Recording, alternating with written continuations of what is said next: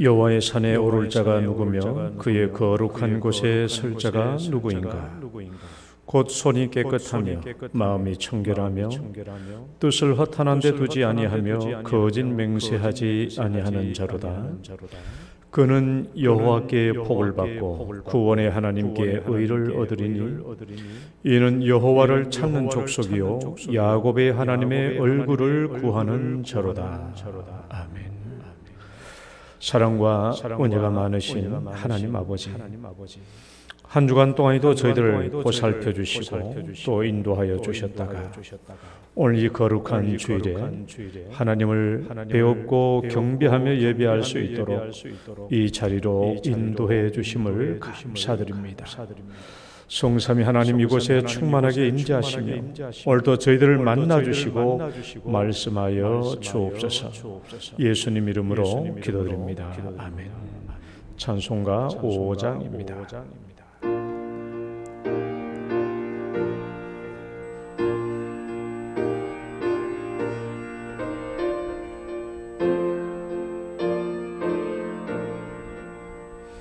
이 천지가 만물들아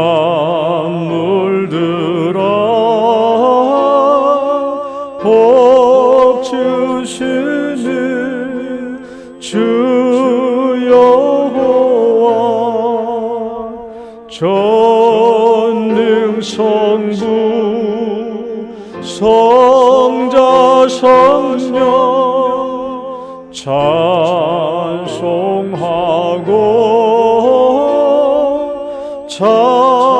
찬송하세. 아멘. 신앙 고백 드리겠습니다. 전능하사 천지를 만드신 하나님 아버지를 내가 믿사오며 그 외아들 우리 주 예수 그리스도를 믿사오니 이는 성령으로 잉태하사 동정녀 마리아에게 나시고 본디오 빌라도에게 고난을 받으사 십자가에 못 박혀 죽으시고 장사한 지 사흘 만에 죽은 자 가운데서 다시 살아나시며 하늘에 오르사 전능하신 하나님 우편에 앉아 계시다가 저리로서 산자와 죽은 자를 심판하러 오시리라. 성령을 믿사오며 거룩한 공예와 성도가 서로 교통하는 것과 죄를 사하여 주시는 것, 몸이 다시 사는 것과 영원히 사는 것을 믿사옵나이다. 아멘. 교동문 75번입니다. 마태복음 6장. 그러므로 내가 너희에게 이르노니 목숨을 위하여 무엇을 먹을까 무엇을 마실까 몸을 위하여 무엇을 입을까 염려하지 말라.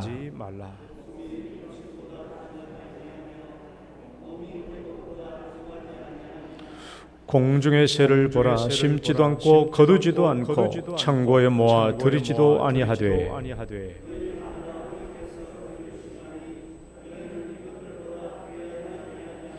너희 중에 누가 염려함으로 그 키를 한 자라도 더할 수 있겠느냐? 들의 백합화가 어떻게 자라는가 생각하여 보라. 그러므로 염려하여 이르기를 무엇을 먹을까 무엇을 마실까 무엇을 입을까 하지 말라.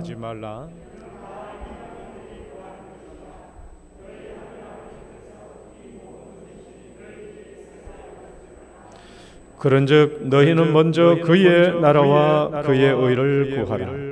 그리하면 이 모든 것을 너희에게 더하시리라. 아멘. 앉으셔서 찬송가 88장 찬송 드리겠습니다.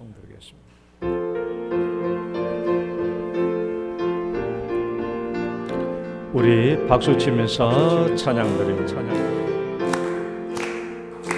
내 진정 사모하는 친구가 되시는 구주 예수님은 아름다워라. 산 밑에 백합하여 빛나는 새벽새 주님 영원하길 아주 왔도다. 내 마음이 아플 적에 큰 위로 되시며 나 외로울 때 좋은 친구라. 주는 저 산 밑에 백합 빛나는 새벽새 이 땅 위에 비길 것이 없도다. 내 맘의 모든 염려 이 세상 고락고 주님 항상 같이 하여 주시고 시험을 당할 때에 악마의 계교를 즉시 물리치사 날 지키시네. 온 세상 날 버려도 주 예수 안 버려 끝까지 나를 돌아보시니. 주는 저 산 밑에 백합 빛나는 새벽별 이 땅 위에 비길 것이 없소다. 내 맘을 다하여서 주님을 따르며 길이 길이 나를 사랑하리니. 물불이 두렵지 않고 장관도 겁없네. 주는 높은 산성 내 방패시라. 내 영혼 먹이시는 그 은혜 누리고 나 친히 주를 뵙기 원하네. 주는 저 산 밑에 백합 빛나는 새벽별 이 땅 위에 비길 것이 없도다. 아멘. 이혁동 장로님 기도 인도하시겠습니다.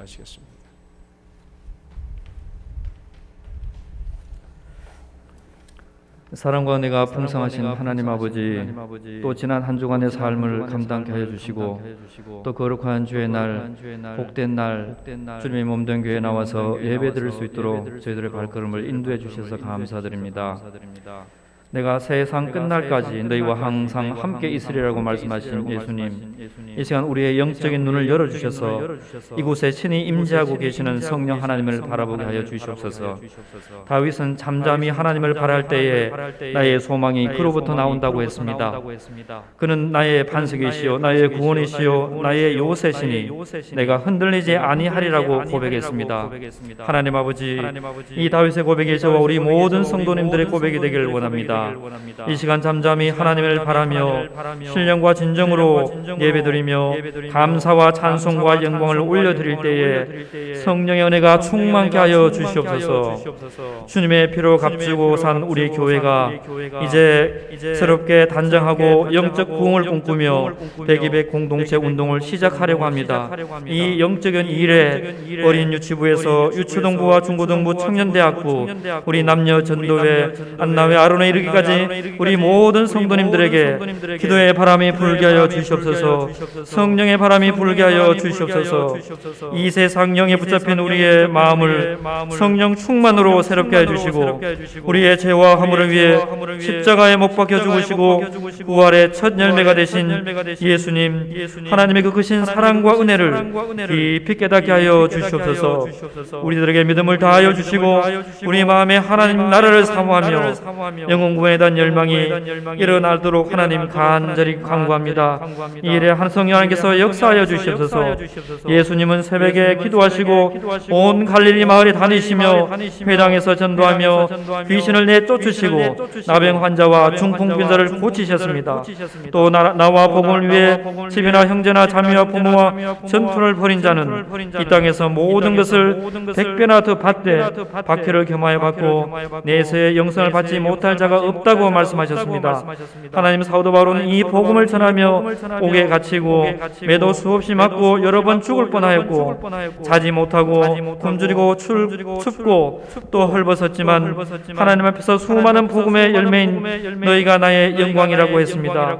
하나님 아버지, 저와 우리 모든 교회 성도님들도 이 복음의 열매와 영광을 바라보게 하시고 또한 분발하여 전도의 발걸음을 옮기게 하여 주시옵소서.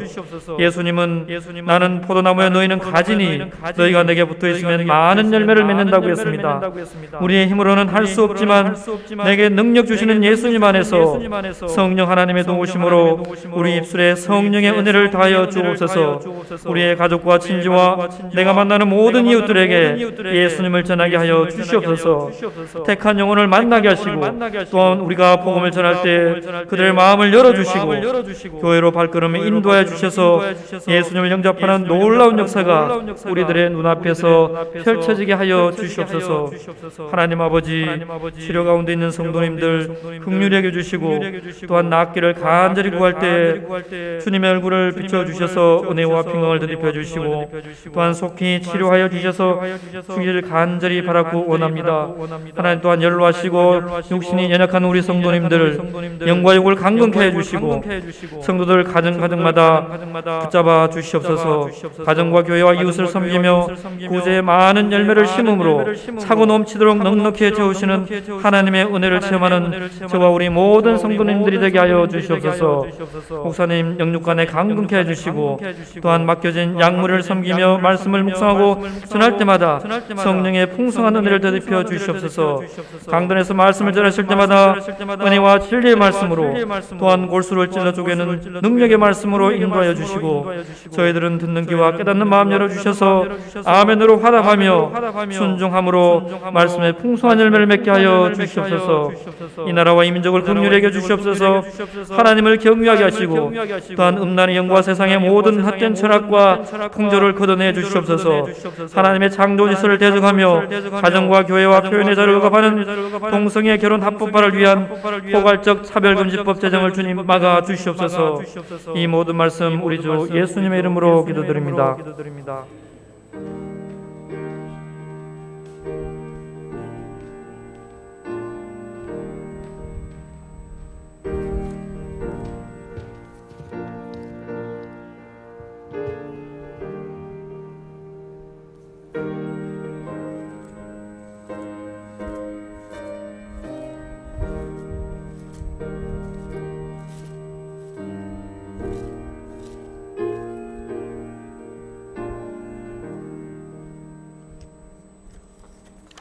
찬양 드리겠습니다. 나는 행복해요.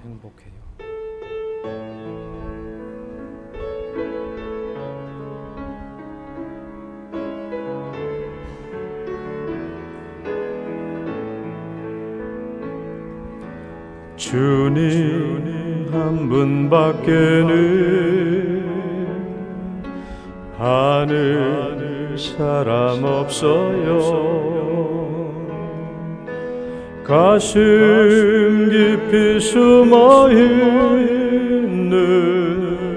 주를 사랑하는 마음, 주님 한 분밖에는 기억하지 못해요. 처음 주를 만난 그날 울며 고백하던 말, 나는 행복해요. 죄사함 받았으니 아버지 품 안에서 떠나 살기 싫어요. 나는 행복해요. 사랑이 샘솟으니 이 세상 무엇이든 채우고도 남아요. 주님 한 분밖에는 사랑할 리 없어요. 작은 가슴 뜨거우게 주님 피가 흘러요. 주님 한 분밖에는 약속한이 없어요. 나를 믿고 따르는 자 반석 위에 서리라. 나는 행복해요. 죄사함 받았으니 아버지 품 안에서 떠나 살기 싫어요. 나는 행복해요. 사랑이 샘솟으니 이 세상 무엇이든 채우고도 나는 행복해요. 나는 행복해요. 죄사함 받았으니 아버지 품 안에서 떠나 살기 싫어요.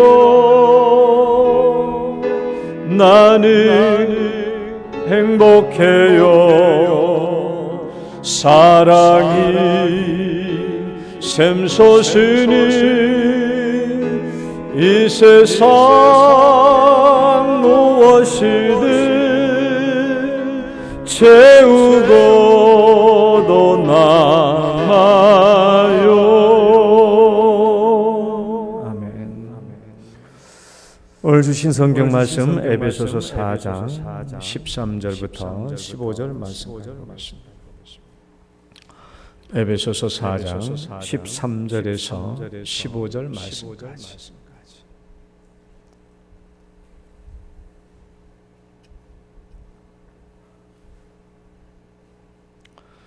에베소서 4장 13절에서 15절까지 우리 다 함께 같이 봉독합니다. 시작. 우리가 다 하나님의 아들을 믿는 것과 아는 일에 하나가 되어 온전한 사람을 이루어 그리스도의 장성한 분량이 충만한 데까지 이르리니 이는 우리가 이제부터 어린아이가 되지 아니하며 사람의 속임수와 간사한 유혹에 빠져 온갖 교훈의 풍조에 밀려 요동하지 않게 하려 합니다. 오직 사랑 안에서 참된 것을 하여 범사에 그 위에까지 자랄지라.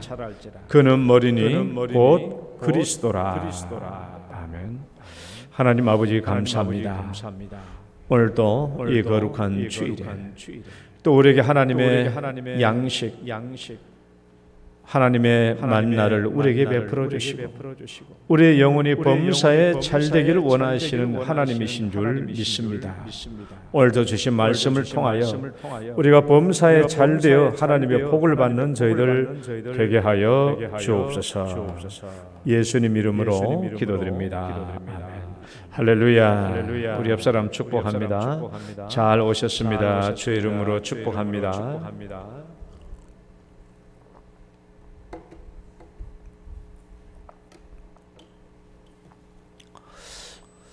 오늘도 거룩한 주일에 나오신 여러분 주의 이름으로 축복합니다.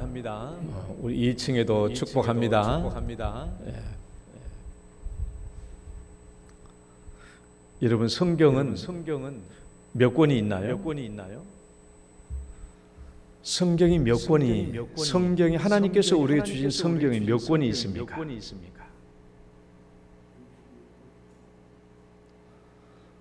좀 알면 66권이라고 말하겠지만 66권 몰라서 목사님이 물은 걸까? 여러분 우리에게 주신 하나님께서 우리에게 주신 성경은 2권이 있어요. 두 권이 있는데 그 중에 한 권이 이겁니다. 하나님께서 우리에게 2권의 성경을 주셨는데 이것이 그 한 권이고 또 나머지 한 권은 어디에 있냐 그러면 밖에 있어요. 밖에. 하나님께서 우리에게 주신 두 권의 성경 중에 한 권은 말씀 성경이고 다른 성경은 자연 성경입니다. 밖에 있는 자연 성경. 이것은 하나님의 말씀을 기록하여 주신 성경이고 밖에 있는 자연 성경은 만물을 통하여 우리에게 주신 성경이죠. 우리가 예수를 믿기 위해서는 이 66권의 성경을 읽어야 되지만 우리의 인격적인 성장과 성숙을 위해서는 자연 성경을 통해서 훨씬 더 직접적이고 또 우리에게 감각적인 교훈을 우리에게 주신 겁니다. 그건 자연 성경을 통해서 우리가 훨씬 더 잘 계시받을 수 있죠. 그래서 이 말씀 성경을 특별 계시라고 그러고 밖에 있는 자연 성경을 일반 계시라고 그래요. 계시라는 말은 하나님의 뜻을 우리에게 드러내 주셨다라는 거예요. 그러니까 이 성경은 특별 성경이고 밖에 있는 성경을 자연 성경이라고 그러고 자연 성경을 그러니까 밖에 있는 자연을 제2의 성경이다 그렇게 얘기하는 겁니다. 로마서는 자연 성경에 대해서 이렇게 기록하고 있죠. 한번 읽어볼까요? 창세로부터 시작. 창세로부터 그의 보이지 아니하는 것들 곧 그의 영원하신 능력과 신성이 그가 만드신 만물에 분명히 보여 알려졌나니 그러므로 그들이 핑계하지 못할지니라. 이 말씀 성경 말고 지금 자연 성경을 말하고 있는 겁니다. 혹시 안 믿는 사람들이 마지막 날에 하나님의 심판대 앞에 가가지고 아이고 저는 하나님이 있는 줄 몰랐는데요. 그렇게 말해도 핑계할 수가 없다라는 거예요. 핑계치 못할지니라. 왜?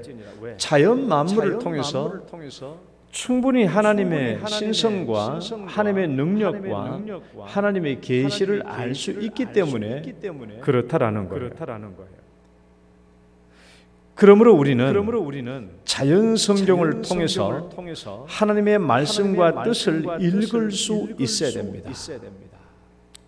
자연 성경을 통해서 밖에 있는 자연 만물을 통해서 하나님의 뜻을 읽고 하나님께서 나에게 주신 교훈을 받을 수 있어야 돼요.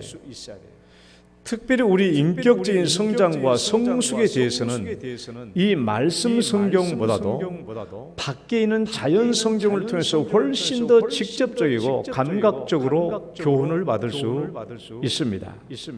그럼 우리는 구체적으로 자연을 통해서 어떤 성숙을 통찰받을 수 있을까? 오늘은 네 번째 영적 성숙을 위하여 구하는 기도에 대해서 살펴보는 겁니다. 영적 성숙을 위하여 구하는 기도. 자, 자연을 통한 성숙의 통찰은 한번 우리 첫 번째 1번 한번 읽어볼까요? 시작. 읽을수록 머리를 숙이는 알고. 우리 한번 이 사진 볼까요? 사진 봐봐요.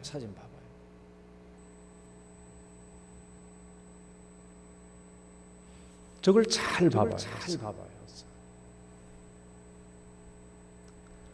저 알곡을 보면 자연에서 이루어지는 열매들은요 속이 차면 찰수록 머리를 숙입니다.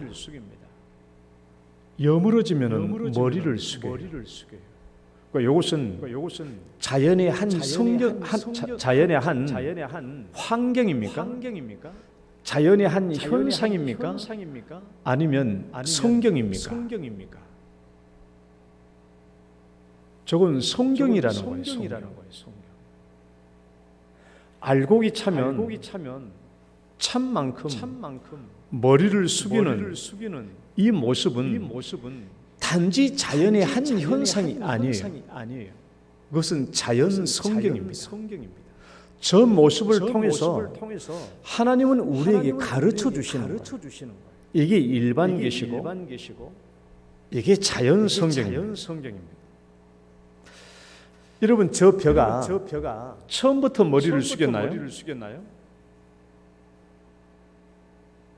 저 벼가 처음부터 머리를 숙였습니까?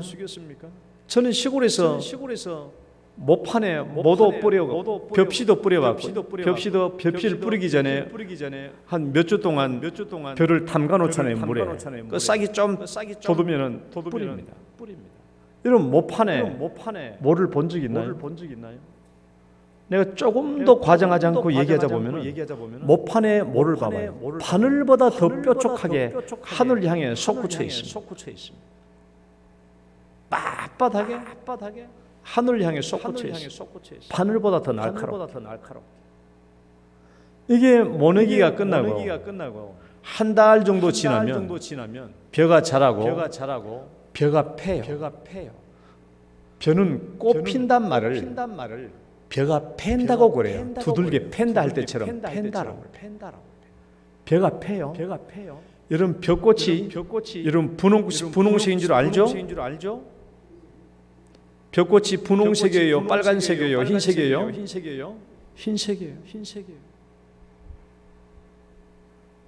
벼는 하얗게 꽃이 펴요.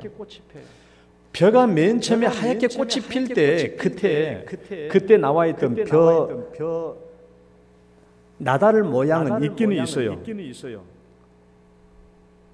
나달 모양은 있기는 있어요. 한번 사진 봐봐요. 그렇죠. 이게 벼꽃이 필 때거든요. 그러면 이 벼 같은 것이 다 있기는 있습니다. 있기는 있지만 저 속에는 아무것도 안 차 있어요. 완전 텅 비어 있어요.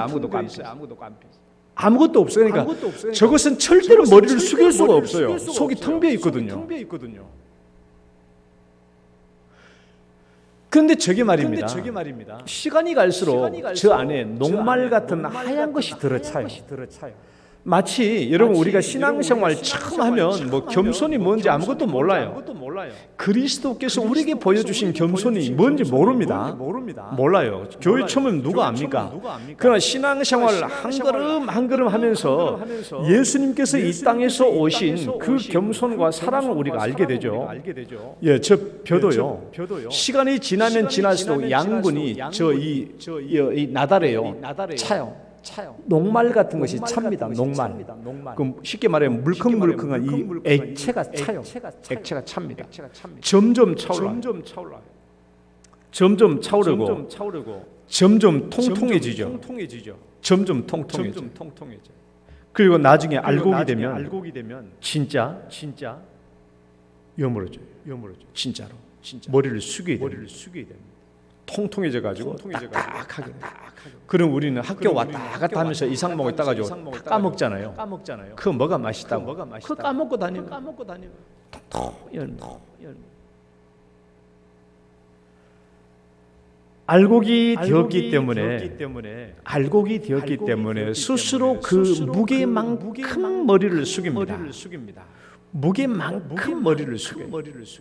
알곡이 된 만큼 머리를 숙입니다. 여러분 이것은 자연의 한 환경입니까? 아니면 이게 성경입니까? 우리에게 가르쳐 주시는 성경이에요. 자연 성경이에요. 자연의 한 모습이 아니라 하나님께서 우리를 가르치고자 하시는 자연 성경이라고. 이렇게 머리를 숙이는 곡식 나달들을 보면은 부끄럽죠. 우리 자신들을 비교해 보면 부끄러워요. 나는 스스로 알곡이라고 차평하면서도 머리를 숙이는 그런 겸손이 없기 때문에 그렇습니다. 이 자연 성경의 원리에 비춰보면 내가 머리를 숙이지 않는 것은 실은 내 안에 채워진 것이 없다는 것을 반증하는 거예요. 내가 머리를 숙이지 않는 것은 내 안에 알곡이 없다라는 것이. 내가 머리를 숙이지 않는 것은 실상은 내 안에 채워진 것이 알곡이 아니라는 것을 얘기하는 겁니다. 이것이 자연 성경이 우리를 통해서 가르쳐 주신 거거든요. 그러니까 자연 성경은 뭐냐 그러면 내가 채워지면 채워진 만큼 머리를 숙여요. 다시 봐봐요. 안 채워지는 것들은 하늘을 향해 꼿꼿하게 서 있고 채워지면 채워진 만큼 그만큼 머리를 숙여요. 그러니까 채워진 것도 있고 덜 채워진 것도 있는데 아직 덜 채워진 것은 하늘을 향해서 꼿꼿하게 서 있고, 그러나 채워진 것은 채워진 그만큼 머리를 숙이는 거예요. 그러니까 정말 정직해. 내가 채워진 만큼 머리를 숙이는 거예요. 그런데 우리는 실상 내가 알곡이라고 하면서도 불구하고 머리를 숙이지 않거든요. 이것은 실상은 내 안에 채워진 것이 우리 생각과는 달리 알곡이 아니라는 거예요. 알곡이 아니라는 것이죠. 이것이 하나님께서 우리에게 가르쳐 주신 거예요. 이 자연을 보면 정직해요. 거짓말하지 않아요. 채워지면 채워진 만큼 머리를 숙이는 겁니다. 우리는 알곡이라고 자평하면서도 머리를 꼿꼿하게 쳐들고 남을 비판하고 손가락질하고 그래요. 그래도 괜찮은 걸까? 문제는 가을입니다. 지금 가을이죠. 문제는 가을이 온다. 추수 때가 온다는 거예요. 추수 때가. 여러분 저도 수도 없이 어렸을 때 많이 보았지만은 아직도 차를 타고 밖에 가다가 누런 별을 보면은 마음이 참 기쁘고 좋아요. 우리 어렸을 때 우리 아버지들이 벼가 노랗게 익어가는 그 황금 들녘을 보면서 정말 만족해 하시고 흡족하는 모습으로 혼자 외치죠. 좋다, 잘 됐다, 좋다. 그런 말을 혼잣말 하시는 것을 많이 들었어요. 잘 됐다. 올해 농사 잘 됐어. 벼가 누렇게 익어서 머리를 한껏 숙이는 그 모습을 보고 좋다, 참 좋구나, 잘 됐다. 여러분 이렇게 외치는 농부는 사람입니까? 아니면 하나님입니까? 농부가 아니라 하나님이라는 거예요. 그러니까 성경은 뭐라고 그래요? 성경은 내 아버지는 농부라 그랬잖아요. 내 아버지는 농부라. 그러니까 하나님은 이 자연 현상을 통해서 가꾸는 농부로 하나님의 마음을 말하는 거예요. 농부가 농사 잘 된 것 보고 좋다, 참 좋구나, 잘 됐다, 이런 탄성이 하나님의 탄성이라는 거예요. 우리가 이런 알곡처럼 머리를 숙이고 정말 알고에 대해서 겸손해지고 이런 모습을 보면 하나님께서 우리를 보시고 참 좋구나, 참 보기 좋다, 이렇게 외친다라는 거예요. 그런데 만약 가을이 됐는데 추수 때가 됐는데도 말입니다. 그때까지도 머리를 꼿꼿하게 하늘을 향해 쳐들고 있으면은 우리는 그런 별을 뭐라고 그래요? 가을 추수가 되는데 여물어서 머리를 푹 숙여야 되는데 그때도 하늘을 향해 꼿꼿하게 쳐들고 머리를 쳐들고 있는 그런 별을 뭐라고 그래요? 쭉정이라고 그래요. 쭉정이. 문제는 가을입니다. 가을이 아니면 상관이 없는데 추수 때가 되면 문제가 되는 거예요. 추수 때가 되면 그때까지 여물지 못하고 하늘 향해 꼿꼿하게 머리를 쳐들고 있는 것들은 쭉정이라고 그래서 이제 마지막 탈곡 때 어떤 일이 발생합니까?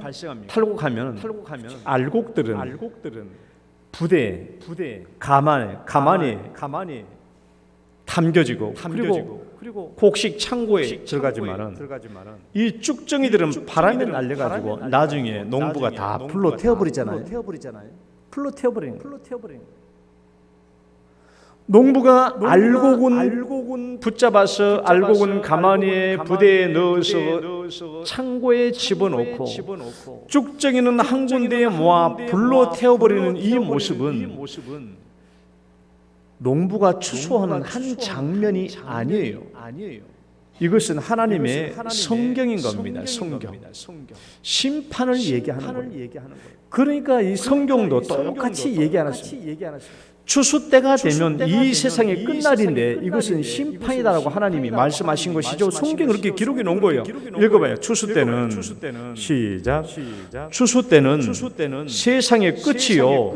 추수꾼은 천사들이다. 심판의 날이 있다라는 거예요. 추수된 세상 끝날이에요.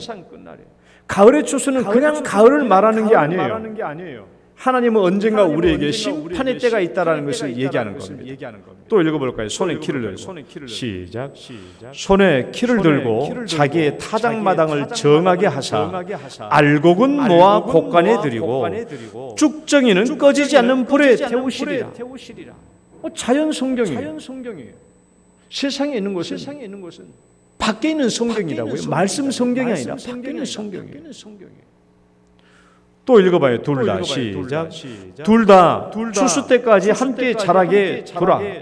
추수 때에 내가 추수꾼들에게 말하기를 가라지는 먼저 거두어 불사르게 산으로 묻고 곡식은 모아 내 곡간에 넣으리라 하리라. 자연 성경입니다. 하나님의 뜻을 나타내고 있는 거예요. 여러분, 이 자연 성경을 통해서도 우리의 인격과 인품의 성장과 성숙이 무엇과 연결되고 있어요? 심판과 연결되고 있어요. 우리 인격적인 인품과 성품이 성장하고 성숙되지 않으면 심판을 받는다라는 거예요.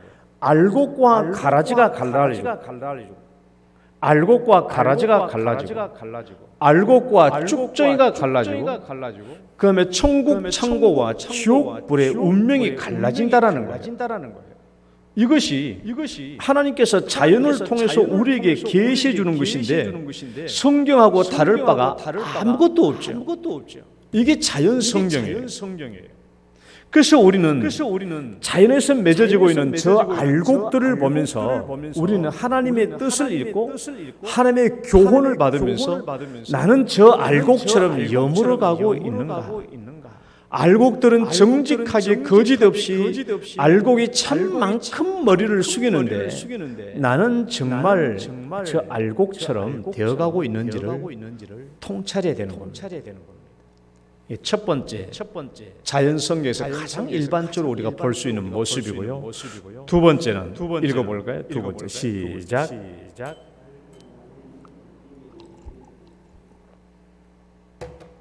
자, 사과 한번 봐요. 아침에도 제가 밥을 먹고 사과 몇 조각을 먹고 왔어요. 여러분, 우린 철마다 맛있는 과일을 먹어요. 맛있는 과일은 포도, 사과, 감, 배, 토마토, 복숭아, 수박, 참외 많이 먹어요.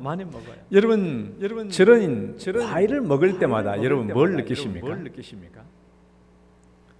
저는 과일을 먹을 때마다 가장 기본적으로 세 가지는 생각해요.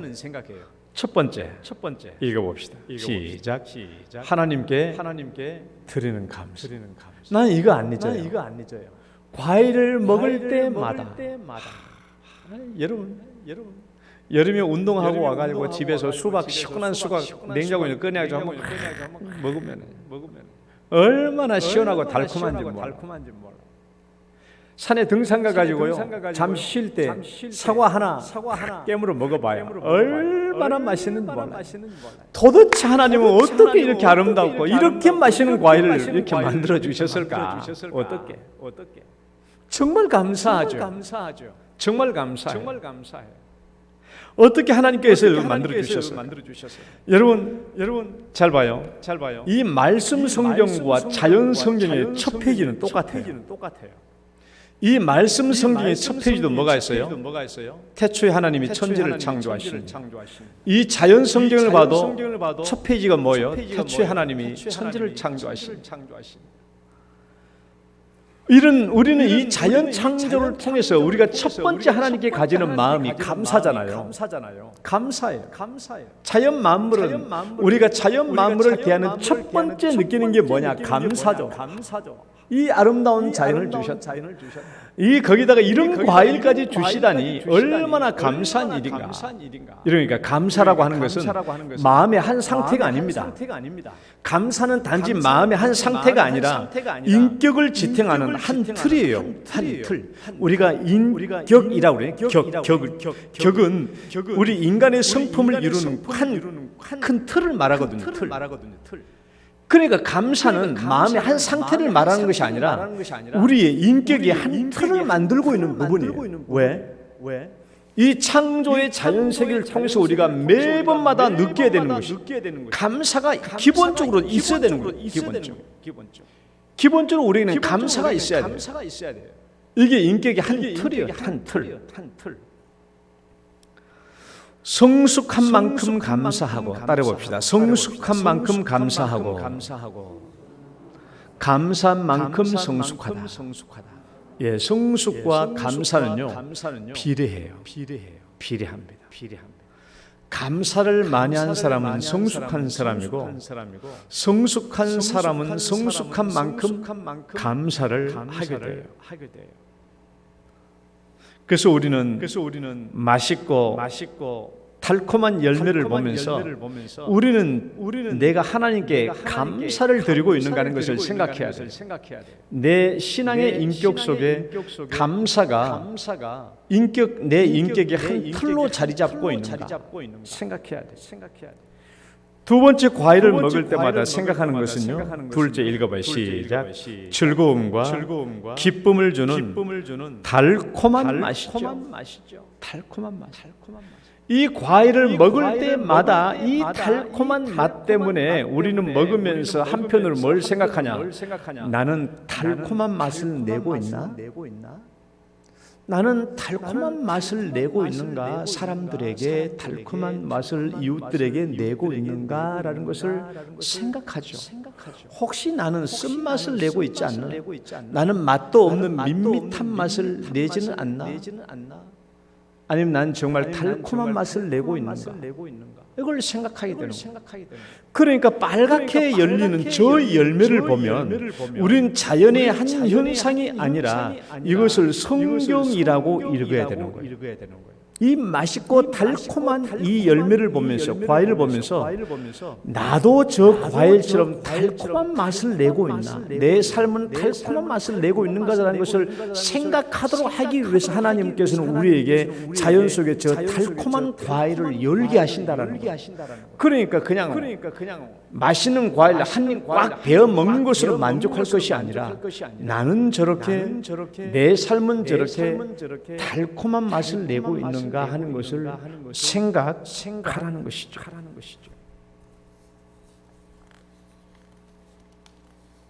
우리 말씀 읽어볼까요?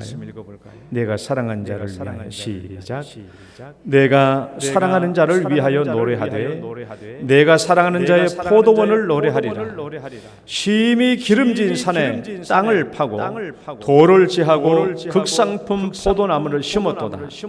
좋은 포도 맺기를 바랐더니 들포도를 맺었도다. 내가 좋은 포도 맺기를 기다렸거늘 들포도를 맺음은 어찌 됨인고. 이사야 5장의 유명한 포도원의 노래입니다. 하나님께서는 이스라엘 백성들을 그 애굽의 종살이에서 구원해내서 적과 꿀이 흐르는 가나안 땅에 심어놓은 것을 극상품 포도나무를 심었다라고 말해요. 극상품 포도나무. 여러분, 오늘날 우리는 나는 극상품 포도나무입니다. 따라해봅시다. 나는 극상품 포도나무. 죄에서 나를 구원해 주셨고, 죄에서 나를 구원해 주셔서 예수 믿게 하시고 내 모든 죄를 깨끗하게 용서해 주시고 속죄케 해 주셨습니다. 나는 이제 깨끗한 새 사람이 되어서 극상품 포도나무가 된 거예요. 극상품 포도나무가 되었다면 나는 들포도를 맺어서는 안 되는 겁니다. 하나님은 나를 통해서 이제 좋은 포도 열매 맺기를 바라는 것이죠. 달콤한 포도 맺기를 바라는 거예요. 이제 나를 통해서 들포도를 맺는 것, 신포도, 쓴 포도를 맺기를 원하는 게 아닙니다. 이제 하나님은 나에게 좋은 포도 맺기를 기다렸거늘 그런 것처럼 하나님은 나에게 좋은 포도 맺기를 바라는 거예요. 그런데 들포도를 맺으면 어찌 됩니까? 그래서 하나님은 내 삶을 통해서 단 열매, 달콤한 열매를 맺기를 바라는 거예요. 그러니까 여러분, 우리는 자연 속에서 맺어지는 이런 과일, 사과가 맺어지는 것을 보고, 맛있는 과일들이 맺어지는 것을 보고 자연의 한 현상으로만 봐서는 안 돼요. 이것을 읽어야 되는 거예요. 읽어야 돼요. 과일을 먹기만 하는 것이 아니라 이 과일을 읽어야 되는 겁니다. 이게 자연 성경이거든요. 자연 성경. 저는 사실 이런 부분들을 저는 그리스도인이 되고 난 뒤부터 이런 것을 깨닫고 그런 건 아니에요. 그런 건 아니고 목사가 되고 난 뒤에도 한참 뒤에 살아야 이런 것을 깨닫게 된 겁니다. 사실은. 지금 설교할 때가 돼서 이 부분을 놓고 함께 말씀을 나눈 겁니다만, 자연은 과일은 맛보는 것으로 끝나는 것이 아니고 자연은 읽어야 된다라는 거예요. 자연 성경이에요. 자연 성경. 왜 자연 성경이 필요하냐? 당연하죠. 문맹자라도 읽을 수 있도록 하기 위해서 자연 성경이 있는 거예요. 이 성경은 문맹자는 못 읽어요. 우리 엄마 맨 처음 교회 데리고 왔을 때 성경 못 읽었어요. 못 읽었습니다. 왜 못 읽었겠어요? 우리 엄마는 어렸을 때 글자 배운 게 처녀 때 야학 가가지고 그때 겨우 한글 글자 깨우치다가 시집 갔거든요. 시집 가는데 뭐 이거 글자 읽을 일이 뭐가 있어요? 여러분, 자연 농사 짓는데 이 글을 읽을 필요가 뭐 있냐고. 계절 따라 뭐 씨 뿌리고 거두면 되는 것이. 근데 교회를 다니기 시작하니까 우리 엄마가 글자를 다시 알아야 되겠네, 그렇게 생각하셨나 봐요. 그래서 이제 기억하는 거죠. 처녀 때 야학 가서 배운 글자를 생각하기 시작한 거예요. 그때부터 성경을 보기 시작한 거예요. 그러니까 글자를 깨우치. 이 성경은 문맹자는 못 읽었어요. 그러나 자연 성경은요, 문맹자도 읽을 수 있어요. 그러니까 자연 성경이 필요한 겁니다. 여러분, 하나님께서 맨 처음 아담과 하와를 창조했을 때 글자를 주셨겠어요? 글자를 주셨겠냐고? 그때 뭐 글자가 뭐가 필요했어요? 에덴 동산에서. 자연 성경. 그 자연 성경이 훨씬 더 근원적이고 본래적인 겁니다. 세 번째는요, 저는 과일을 먹을 때마다 세 번째 꼭 생각하는 게 있어요. 읽어볼까요? 세 번째. 셋째는 시작. 열매를 맺어야 하는 사명입니다. 이 열매를 보고 감사해야 된다. 감사가 인격의 기본적인 틀이구나. 또 열매를 보고 아이고 내 삶은 달콤한 맛을 내고 있는가 하는 것을 보지만, 이 세 번째는 나도 열매를 맺어야 하는구나라는 것이죠. 나도 열매를 맺어야 하네. 성령의 9가지 열매, 사랑과 희락과 화평과 오래 참음과 자비와 양성과 충성과 온유, 절제와 이런 인격적인 열매를 맺어야 돼. 자연의 열매 맺는 것을 보면서 여러분, 이 말씀 한번 볼까요? 예수께서 시장하신지라. 시작. 예수께서 시장하신지라. 멀리서 잎사귀 있는 한 무화과 나무를 보시고 혹 그 나무에 무엇이 있을까 하여 가셨더니 가서 보신즉 잎사귀 외에 아무것도 없더라. 예수께서 나무에게 말씀하여 이르시되 이제부터 영원토록 사람이 내게서 열매를 따먹지 못하리라. 그들이 아침에 지나갈 때 무화과 나무가 뿌리째 마른 것을 보고 베드로가 보소서, 저주하신 무화과 나무가 말랐나이다. 여러분, 예수님께서 배가 고프셔서 한 무화과 나무에게 갔어요. 가서 잎이 무성하길래 무화과가 있을까 싶어서 가서 봤더니 무화과가 하나도 없는 거예요. 그래서 너는 다시는 열매 맺지 못할 것이다라고 저주를 했더니 그 나무가 뿌리째 말라버린 거예요. 여러분, 이 자연 만물이 열매를 맺어야 된다는 거예요. 열매를 맺어야 돼. 그 나무는 그 나무에 합당한 열매를 맺어야 된다는 거예요. 그 열매를 맺지 못하면 심판이 임한다는 겁니다. 심판이. 여러분, 예수님이 무화과 나무가 미워가지고 저주해서 죽게 만들었을까요? 이것을 우리에게 교훈하는 거예요. 교훈. 너희도 열매를 맺지 않으면 이런 심판을 받는다라는 겁니다. 자, 또 말씀 봅시다. 나는 포도나무요. 시작. 나는 참 포도나무요. 내 아버지는 농부라. 무릇 내게 붙어 있어 열매를 맺지 아니하는 가지는 아버지께서 그것을 제거하여 버리시고 사람이 내 안에 거하지 아니하면 가지처럼 밖에 버려져 마르나니 사람이 그것들을 모아다가 불사르느니라. 열매를 맺지 않는 가지는 하나님께서 그것을 제거하여 버리신다. 그리고 나중에 그 마른 가지는 불태워버린다라는 거예요. 열매를 맺지 않는 나무는 심판을 당하는 겁니다. 과수들이 겪고 있는 이런 모습은 성경이에요. 이것을 우리가 읽어야 되는 거예요. 자연 만물은 그 나무에 합당한 열매를 맺습니다. 사과나무는 사과 열매를 맺고, 배나무는 배를 열고, 감나무는 감을 열고요. 나무대로 그 열매를 맺어요. 근데 이 열매를 맺는 것 봐봐요. 우리도 열매를 맺어야 된다는 것은 우리가 기본적으로 아는 것이지만 자연 속에서 맺어지는 열매는 절대로 자기를 위해서 맺는 열매가 아니에요. 자연의 열매는 자기가 먹기 위해서 맺는 열매가 아니라고요. 사과나무가 지가 사과를 먹기 위해서 사과를 맺는 게 아닙니다. 배나무는 지가 배를 먹기 위해서 배를 열매 맺는 게 아니에요. 감나무는 지가 감을 먹기 위해서 감을 여는 게 아닙니다. 열매는 다른 사람에게 주기 위해서 맺는 거예요. 까치가 와서 먹고, 자연 동물들이 와서 먹고, 사람이 와서 따먹는 겁니다. 여러분, 우리가 열매를 맺는 것은, 우리가 인격적인 열매를 맺는 것은 내가 따먹는 것만이 아니라 이웃들에게 전해주는 거예요. 내가 열매를 맺어서 이웃들에게 전해주는 거예요. 내가 착하고 선한 행실로 이웃들에게 나눠주는 거예요. 이것은 우리 교회의 부흥과 직접적인 연관이 있는 겁니다. 네 번째, 우리의 구원의 목적이 아닙니까? 착하고 선한 사람이 되는 거예요. 선한 행실을 하는 우리가 구원의 목적이 저겁니다. 이거 그렇게 되라는 거예요. 하나님께서 우리에게 열매를 맺을 뿐만 아니라 열매를 나누게 나눠주는 착한 일과 선한 일을 통해서 우리의 구원의 목적을 이루는 것이죠. 이런 자연들을 통해서 우리는 이것을 읽어내야 되는 거죠. 읽어내는 거예요. 이런 열매들을 보면서. 그 다음에 세 번째, 자연을 통해서 인격적인 성장과 성숙을 통찰하는 세 번째, 향기. 읽어봅시다. 시작. 향기를 드러내는 아름다운 꽃. 여러분, 꽃을 보면 얼마나 기분 좋아요? 전 늘 봄부터 꽃 피우면 이 꽃은 어디 가면 많이 보지? 개나리 꽃부터 시작했어. 진달래 피면 우리 고향의 뒷산에 진달래꽃.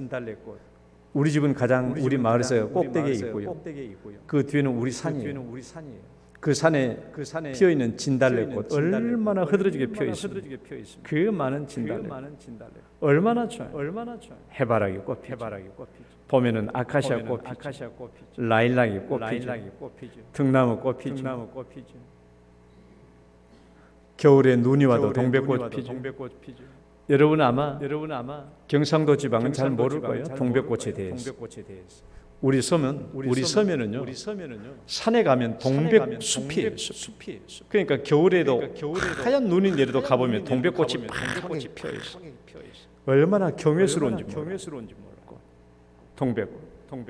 100일이면 100일 동안 피는 백일홍. 봄이면 보라색 꽃에 도라지꽃.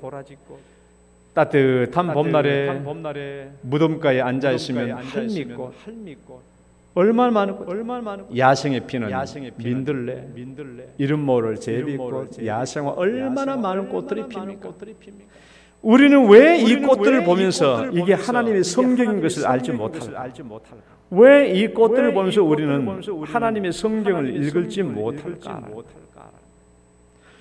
나는 꽃을 보면 몇 가지 경외심을 가져요. 첫 번째는요. 마침내 피는 꽃. 꽃은 자기의 계절을 오면 자기의 계절을 기다렸다가 마침내 꽃을 펴요. 자기의 계절을 기다렸다가 마침내 꽃을 핀다. 마침내. 살아있는 한은 꽃을 펴요. 이 가지가 꺾여 있든 구부러져 있든 바람에 쓰러져 넘어져 있든지 간에 자기의 계절이 오면 반드시 꽃을 피워냅니다. 어떤 환경과 처지, 상하고 찢기고 상처를 입어도 꺾이면 꺾인 대로 굽어지면 굽어진 대로 척박한 땅에서 살아있는 한은 마침내 자기의 꽃을 피워내요. 참 경외감이 들죠. 봐봐요. 아니 들에 핀 꽃들을 봐봐요. 그 가시덤불 속에 핀 꽃을 보시라고. 아니 누가 세상에 자기를 본다고 거기서 묵묵히 자기의 꽃을 피고 있는 거예요. 저 깊은 산 속에 야산에 누가 자기를 본다고 거기서 꽃을 피우고 있어요. 아무도 관심 없어. 아무도 자기를 보려고 오지도 않아. 그럼에도 불구하고 자기의 꽃을 피워내요. 묵묵히 자기가 있는 그 자리에서 누가 관심을 가진 것도 아닌데 자기 자리에서 자기 꽃을 피워내는 거예요. 야생화 봐봐요. 저 들에 누가 자기를 보러 온다고 누가 자기를 보러 온다고 저렇게 꽃을 피우고 있냐고. 우리 영동교회 성도가 볼 줄 알고 저렇게 피어 있는 거예요.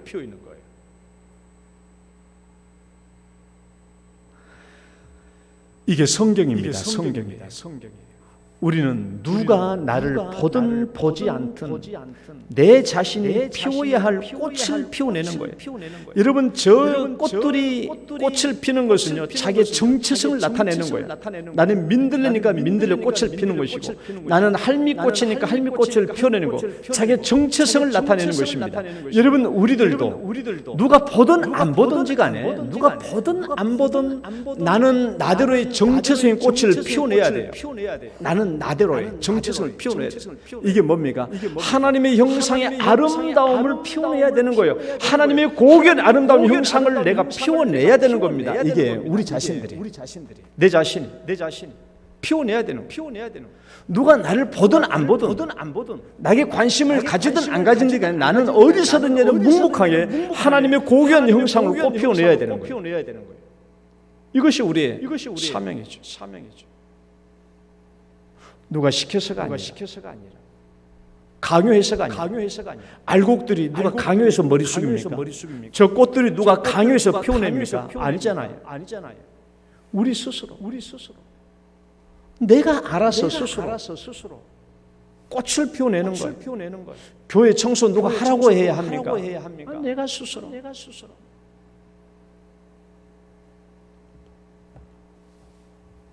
둘째 꽃들은요. 읽어볼까요? 둘째는 시작. 자기의 아름다움을 드러내는 꽃. 꽃은 자기의 아름다움을 드러내요. 꽃은 절대로 다른 꽃을 부러워하지 않습니다. 할미꽃은 장미꽃을 부러워하지 않아요. 며칠 있다가 피었다가 지는 도라지꽃은 100일 동안 피어있는 백일홍을 부러워하지 않습니다. 다 자기는 자기의 꽃에 만족하고 긍정하고 자기의 꽃을 좋아해요. 자기의 꽃을 모든 꽃들은 다 그래서 그 꽃대로 아름다운 거예요. 꽃은 꽃대로 아름다워요. 장미는 장미대로 아름다워요. 따라해봐요. 장미는 아니 여러분 그 뒤에 장미는 장미대로 아름답고 장미는 할미꽃은 아카시아는 개나리는 진달래는 나는 됐어. 그거요. 나는 나대로 아름다운 거예요. 나는 나대로 아름다운 거예요. 장미 되려고 하지 말고 다른 꽃 되려고 하지 말고 나는 나대로 아름다운 거예요. 나는 나대로. 남을 시기하고 질투하지 말고 나 잘났다고 교만하고 자랑하지 말고 나는 나대로 아름다운 것. 나는 나대로. 이것이 자연 성경인 겁니다. 자연 성경. 사랑은 시기하지 아니하며 자랑하지 아니하며 교만하지 아니하며 악한 것을 생각지 아니하며. 이게 자연이에요. 자연.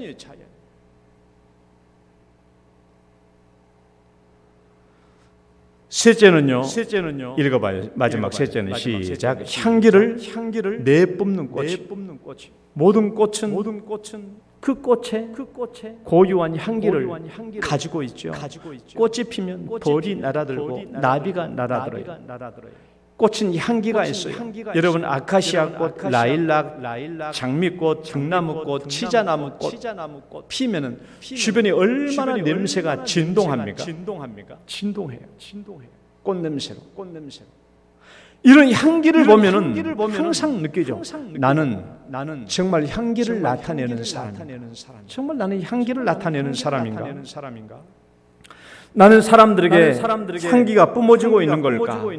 나는 사람들을 기쁘게 하는 향기를 뿜어지는 걸까? 아니면 사람들이 나에게서 뿜어지는 냄새를 보고 피하거나 숨어버리거나 내 곁에 가까이 오지 않으려고 도망치지는 않을까? 성경 말씀 읽어봅시다. 우리는 시작.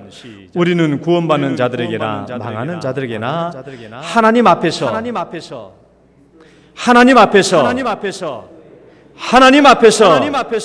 우리는 향기를 나타내야 된다는 거예요. 향기를.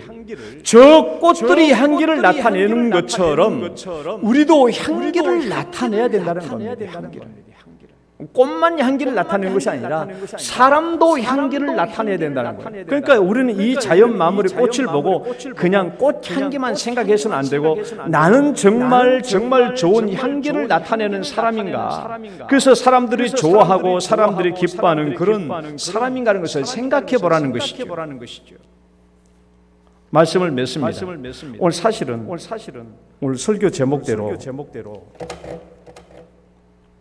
옛사람의 중력을 이겨내는 길, 묵상과 기도, 이게 오늘 하려고 했던 것인데 오늘 이 부분까지는 못하고 오늘 여기서 끝내야 될 것 같아요. 말씀 성경도 필요합니다. 자, 결론입니다. 이 말씀 성경도 필요해요.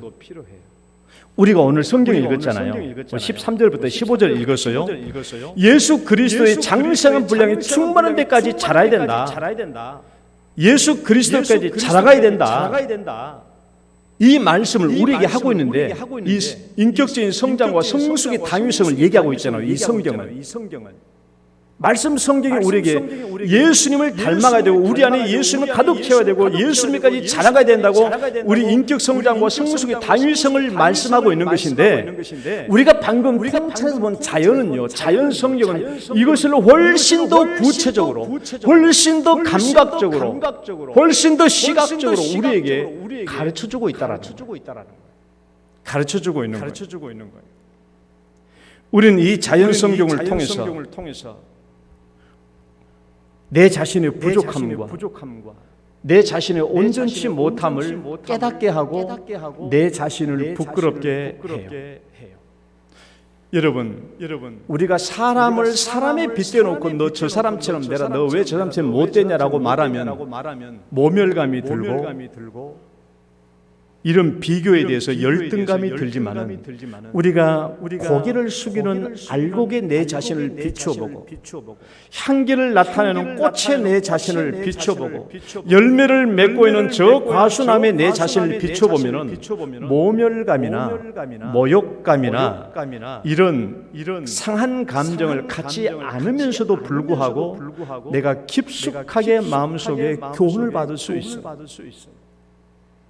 사람과 사람을 비교해 보면은 열등감을 갖고 모멸감을 갖고 그러나 자연 만물에 비교해 보면은 그런 열등감과 그런 모욕감을 갖지 않으면서도 내 마음 깊숙하게 교훈을 받을 수 있어요.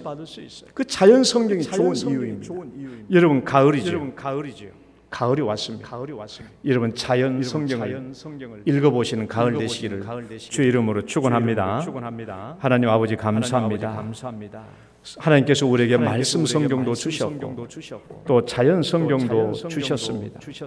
이제 우리는 다시 한번 이 자연을 성경으로 읽으면서 우리 자신의 영적인 성장과 인격적인 성숙에 대해서 깊이 통찰하며 또한 자라기를 간구하며 나가는 이 가을 계절이 되게 하여 주옵소서. 예수님 이름으로 기도드립니다. 아멘. 찬송가 452장입니다.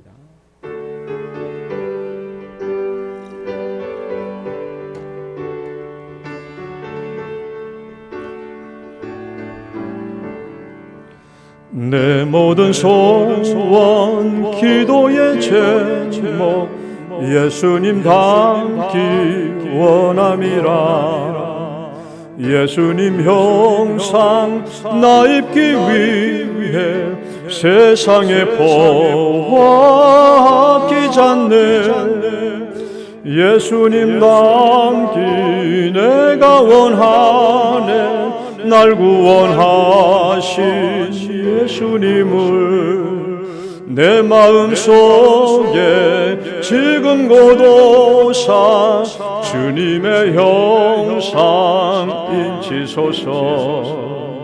무한한 사랑 풍성한 긍휼 슬픈 자 위로 하시는 주.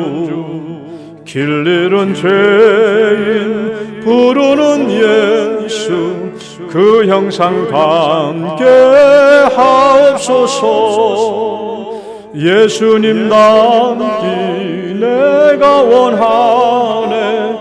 날 구원하신 예수님을 내 마음속에 지금 고도사 주님의 형상 인치소서.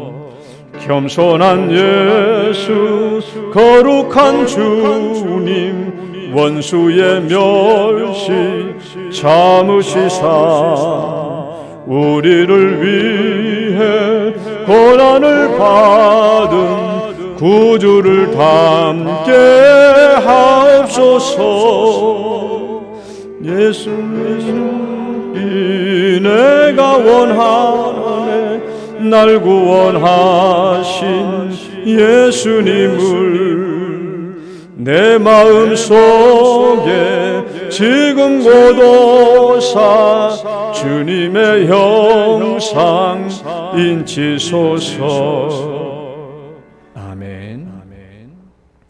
아버지 감사합니다. 오늘도 주 앞에 나오면서 주님께서 우리에게 주신 여러 가지 축복대로 저희들도 감사하여 또 먼저 거룩하게 구별하여 11조 예물을 주님께 올립니다. 11조 예물 드리는 이 손길을 축복해 주시고 그 가정 창고가 넘치도록 인도하여 주시며 그들의 가족에 기도하며 구하는 것들 자녀들의 앞길을 형통케 인도하여 주옵소서. 여러 가지 제목으로 감사의 열매를 올립니다. 이 감사 예물 외에도 기쁘게 받으시며 특별한 기도 제목 위에는 하나님께서 또 들어주시고 응답하여 주셔서 우리가 주의 영광을 나타내게 하여 주옵소서. 특별히 1천 번째 예물을 주 앞에 올립니다. 드리는 어머니와 또 우리 사랑하는 아들의 귀한 이름을 기억해 주시고 하나님께서 이 기도의 제목대로 응답해 주시고 이 기도 제목 일일이 읽어주시고 이 모든 가정과 자녀들에게 이루어지게 하여 주옵소서. 그 외에도 선교구제 건축원금 주 앞에 올립니다. 이 예물들 위에도 각각의 기도의 제목대로 하나님 또 헌금의 제목대로 주의 영광을 나타나 내 주시옵소서. 오늘도 머리 숙여 주 앞에 예배드리는 모든 성도님들 각각의 기도의 제목을 들고 올라왔습니다. 하나님이 들어주시고 응답하여 주옵소서. 예수님 이름으로 기도드립니다. 아멘.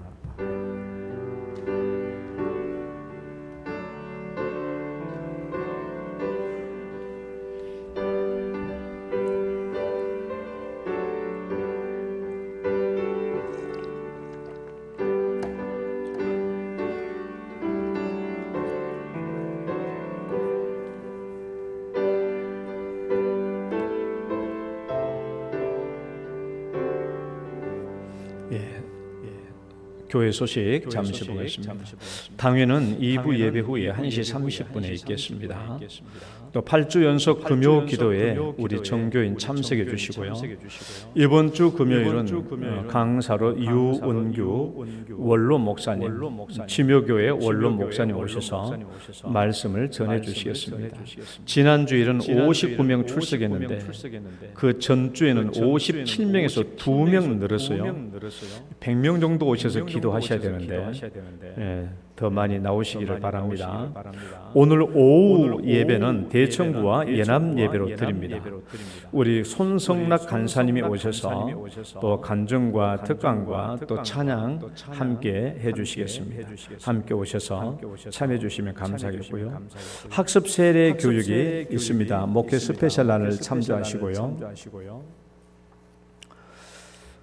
그리고 전도의 원래회 오늘 2부 예배 후에 있겠습니다. 우리 대입 준비자를 위해 기도해 주시되 우리 차민호, 박정우 위해서 기도해 주시고 우리 박춘희 원사님이 새날의 제가센터를 개업했습니다.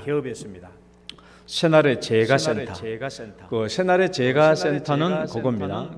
방문 요양입니다. 제가센터는 두 종류가 있는데 주간 요양, 그러니까 낮에 어르신들을 불러와 가지고 요양하시는 곳이 있고 방문 요양은 요양사들을 모집해가지고 집안에 있는 분들에게 보내서 요양하게 돌보시게 하시는 것. 그러니까 박춘희 원사님은 방문 요양입니다.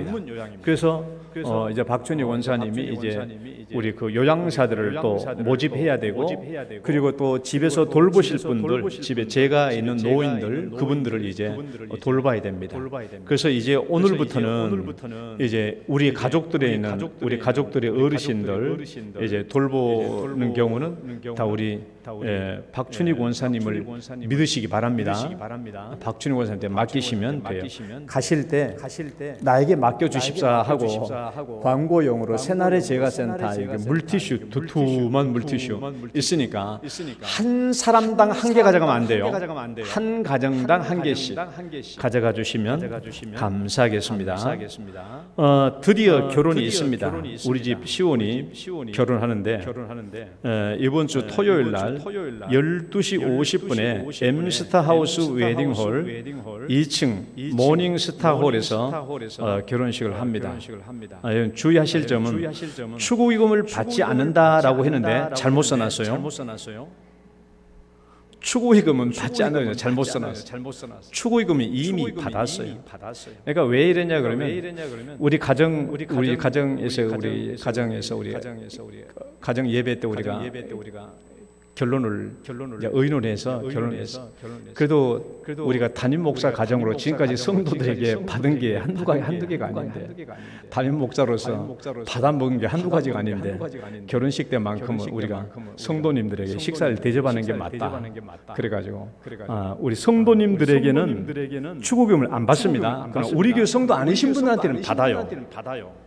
우리 교회 성도들은 여러분들이 우리 가정을 위해서 기도해 주시고 또 지금까지 축복해 주시니까 많으니까 우리 성도들은 안 받고 우리 교회 거쳐 갔던 교육자들도 다 초청했지만은 그분들은 안 받고요.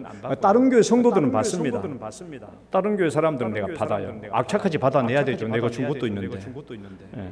우리 교회 성도들은 안 받고 대신에 여러분들이 입장할 때 예식홀에 들어가실 때 우리 서명숙 전도사님이 이 순서지하고 식권을 같이 드릴 거예요.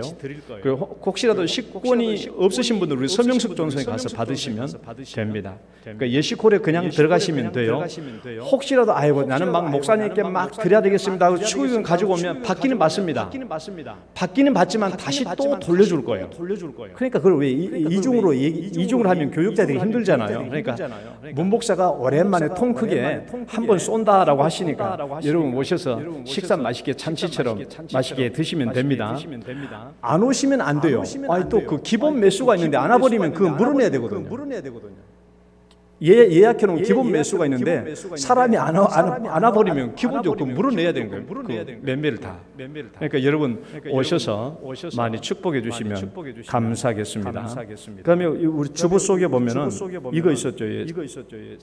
전도지가 있는데 이제 우리가 10월 달부터 오후 1시 밥 먹고 난 뒤에 이제 전교에 이제 전도로 나가니까 함께 참고해 주시고 여러분 주변에 넣어줬으니까 사용해 주시기를 바랍니다. 우리 다 같이 일어서셔서 우리 당신은 소중한 사람.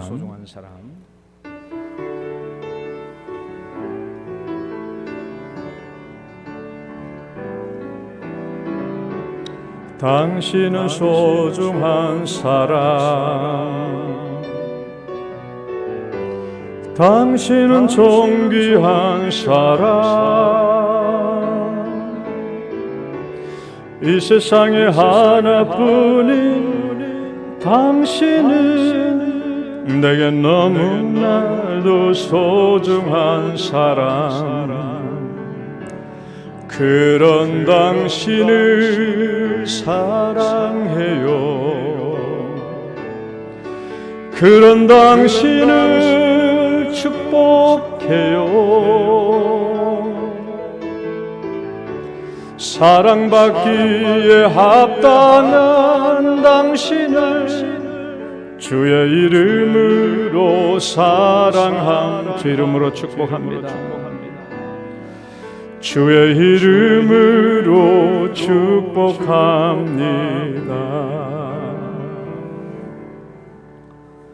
이제는 우리를 죄악 가운데서 구원해 주신 우리 구주 예수 그리스도의 은혜와 하나님 아버지의 극진하신 사랑과 성령님의 교통하심, 자연 성경을 통해서 인격적인 성장과 성숙을 교훈받은 대로 나도 알곡처럼 머리를 숙이고 나도 꽃처럼 향기를 나타내며 나도 과수처럼 열매 맺기를 소원하며 결단하는 우리 사랑하는 모든 성도들 머리 위에 이제로부터 영원토록 함께 있을지어다. 아멘.